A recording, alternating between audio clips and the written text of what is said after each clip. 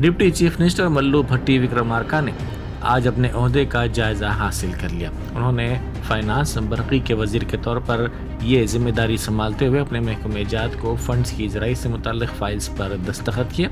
RTC बसों में खवातीन को मुफ्त सफ़र की सहूलत से मुताल्लिक 374 करोड़ रुपए की सब्सिडी के फंड्स की इजराई भी अमल में लाई गई।